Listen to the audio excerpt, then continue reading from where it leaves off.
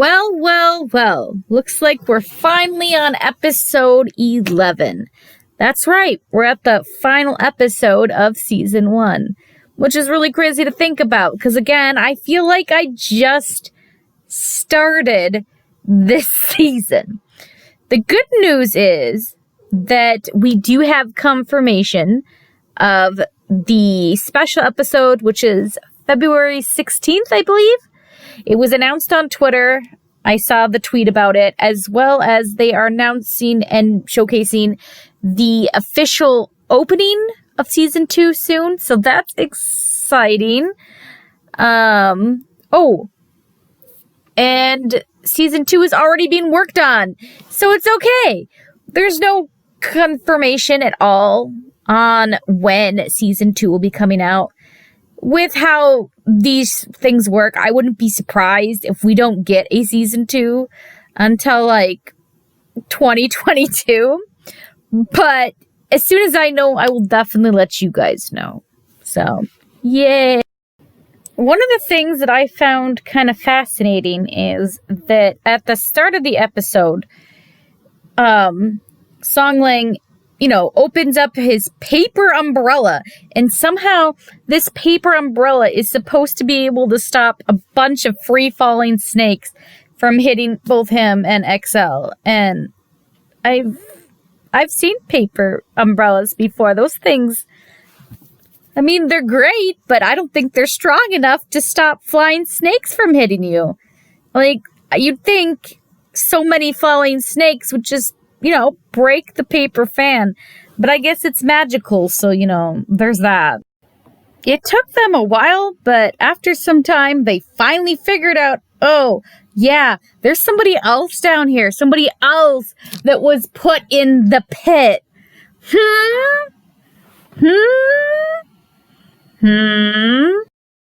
Honestly, it was a no-brainer. It really bothered me for several episodes, and it bothered me in the novel too, so whatever.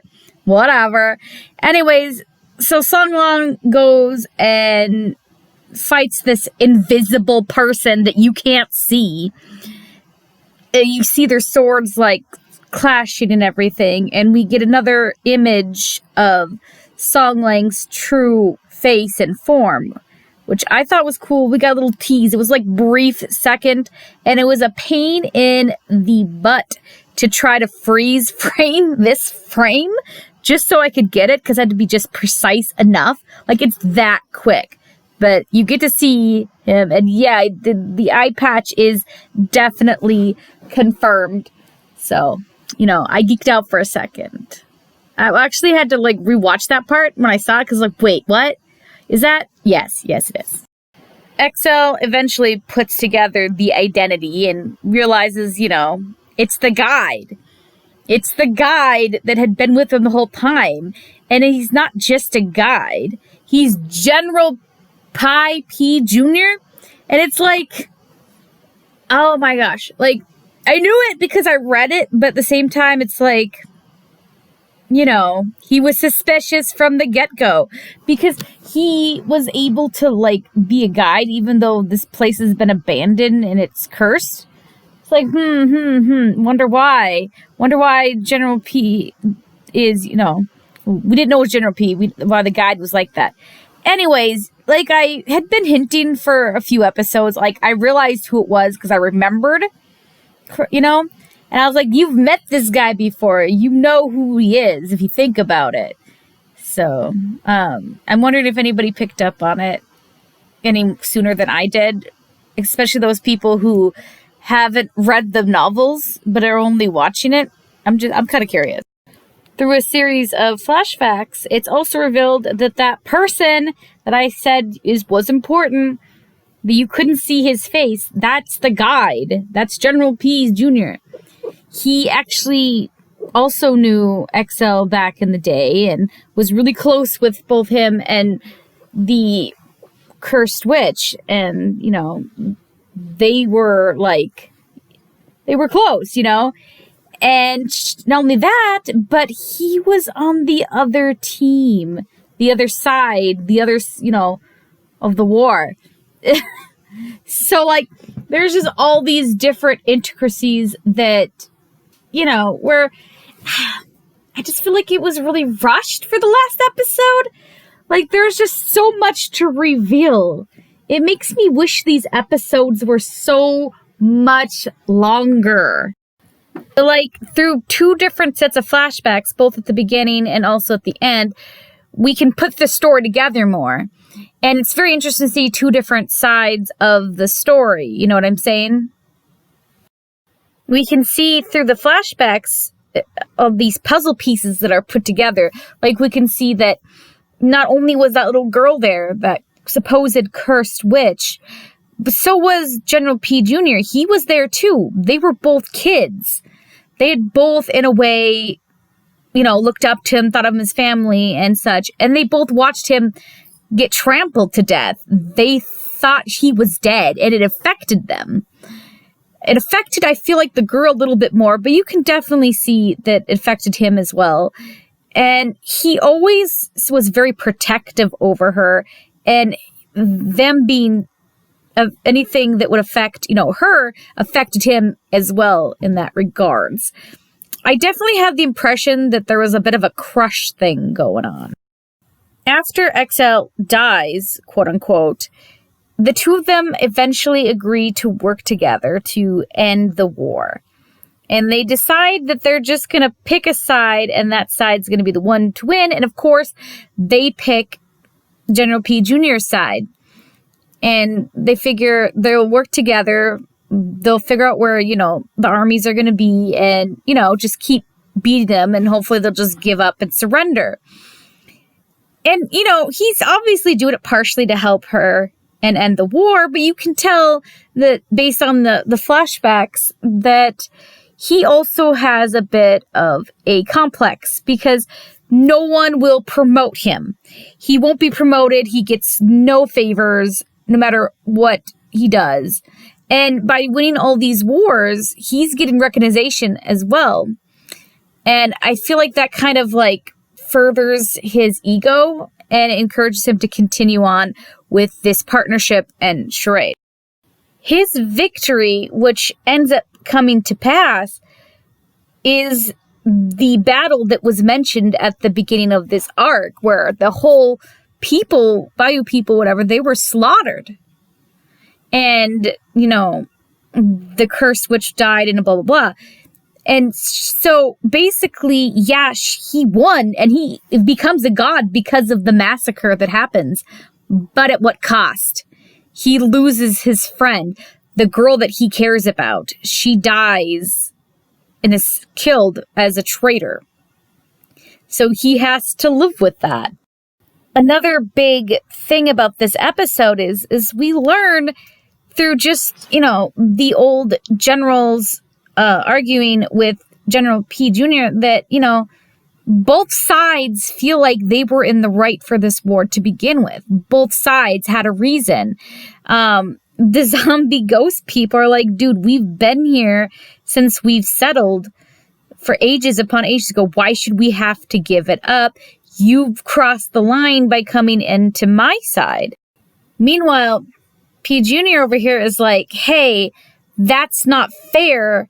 We were there first before you took over, and all we have is the desert.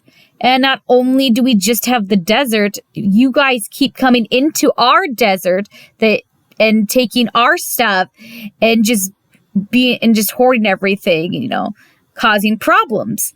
You caused the problem first, but the other side insists, no, you caused the problem first. So, there was no true resolution that could happen here.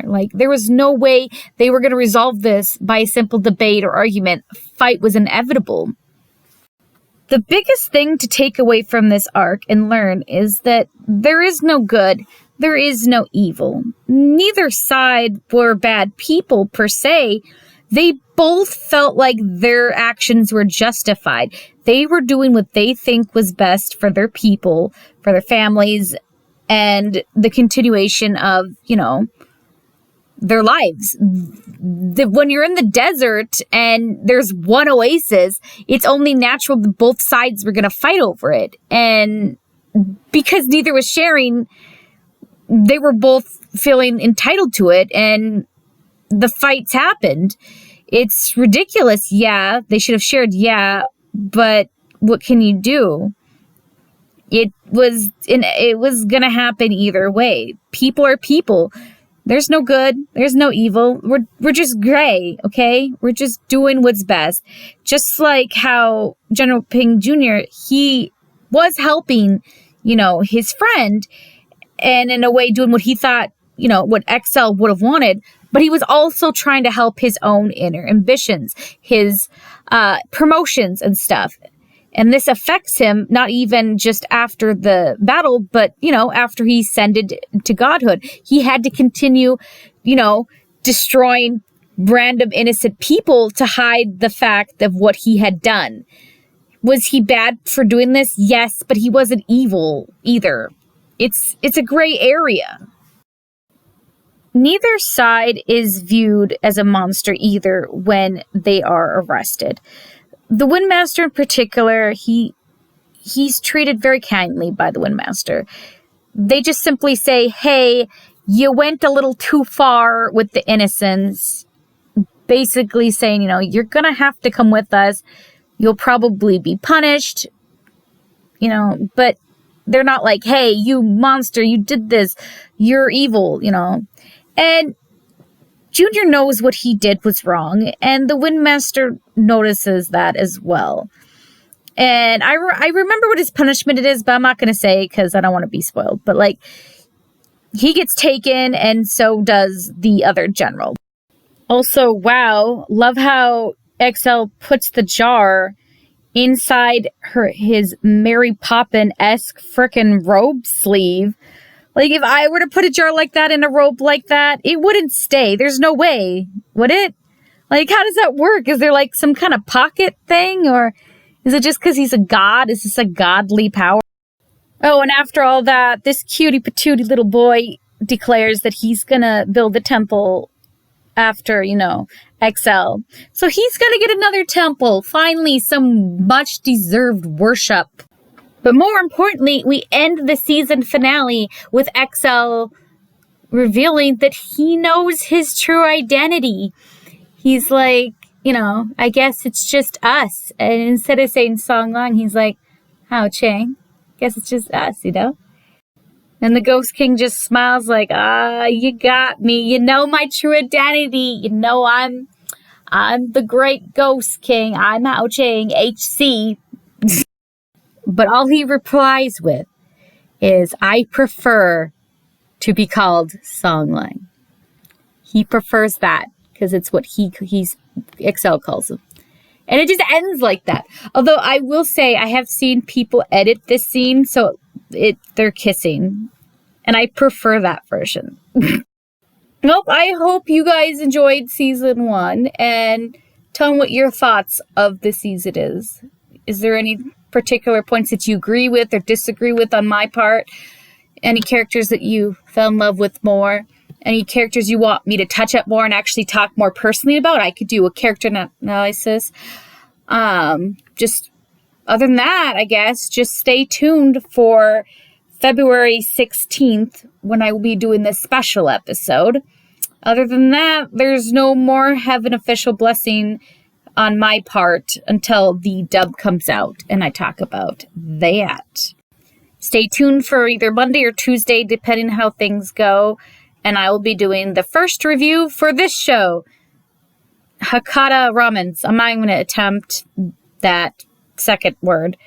Very excited to start this one. It's been sitting on my shelf for a while. I couldn't watch it until after Christmas because that was the agreement since it was a Christmas present. So make sure you have the first episode at least watched before that so you can watch along with me. Also, another side news to do with the, MXTX fandom. MDZS's Japanese dub is coming out the 10th this month. So pretty darn soon, okay, guys? Which means that I will be watching that as well. If you guys are interested, let me know, and I can talk about that weekly, about how the differences in translation, how the dub feels compared to the Chinese dub, even if it's just one episode, I might do weekly. It all just depends because it's going to be completely different in a way. I mean, they have different names than they do in the Chinese version, which, is not surprising considering it is a completely different dub. Other than that, look forward to some more actor-song connection and Cheer Boys, which remember, if you haven't watched my Cheer Boys review, that is not going to be a weekly thing. It might be an every other week thing or whatever. It just kind of depends on my mood because there's just a lot on my plate. So, yeah. And like I said, actor-song connection is just kind of getting first choice at the moment, especially since I'm further along on that one, I think. Maybe I'm wrong. I don't know. I feel like I might be about even. I don't know. Either way, we're probably going to finish Actor Song Connection before we finish Cheer Boys, but I'm going to try to kind of at least have Cheer Boys in there, here and there, at least once every other week or whatever. It just kind of depends on my mood.